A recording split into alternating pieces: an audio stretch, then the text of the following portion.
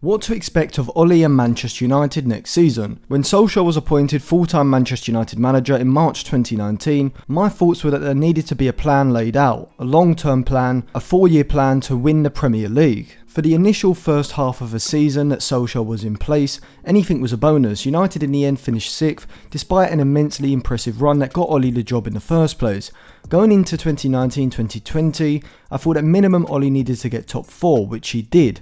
In 2020-2021, I thought a finish of 2nd or 3rd and comfortably inside the top 4 had to be considered par, which was achieved, and I would have expected to at least get out of the Champions League group. And even though United failed with that, I would still consider last season to be about on par with what was expected. But next season, United need to be mounting a challenge for the Premier League. This doesn't necessarily mean they have to win it, but they need to be a genuine challenger, not like last season when the league was practically done by March, but they need to take it to at least the last 2 or 3 game weeks, getting at least 86 points in my opinion, which is 12 higher than they achieved last season, and the same amount as Manchester City did. City could still get 90 plus points and win it comfortably, but United need to show a massive improvement regardless. Now before I tell you about what I expect of United next season in the Champions League, let me tell you about a service that will no doubt make your money go further. Did you know that just because a film isn't available on your Netflix, it doesn't mean that you can't watch it on Netflix, and all you need is a VPN. A VPN will allow you to watch Netflix shows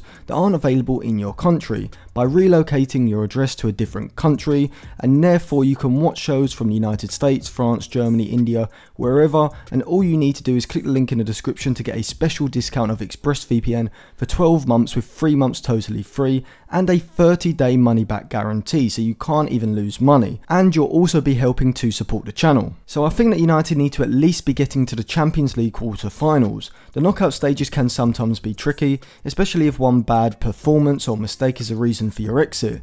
But over 6 games in the group stage, United should be qualifying comfortably, if not winning the group. And they need to show that when they come up against Europe's elite, they have the capability of beating them, as Manchester City and Chelsea both showed last season. Obviously a season like this requires a very good summer transfer window. Sancho has already been brought in, and as I mentioned in the first few episodes of my Manchester United transfer series, United still need more signings. In those videos I talked about why United need a right back, a centre back and a central midfielder at least, and maybe even another attacking midfielder. That's 3 or 4 players. VARANE, Declan Rice and CAMAVINGA have been mentioned, and I've made individual videos about them and my thoughts on how good they actually are. But if United could bring in a top level centre back and central midfielder, then that would be a massive sign of United potentially fulfilling my expectations. But if United do what they did in last summer's transfer window, which was rest on their laurels and make signings that don't improve their starting 11, like Donny van de Beek and Alex Telles, and refuse to bring in players who can instantly be top level Premier League performers, then there won't be much improvement from last season. The season after next, the 2020-2023 season, has to be the season where Solskjaer wins the Premier League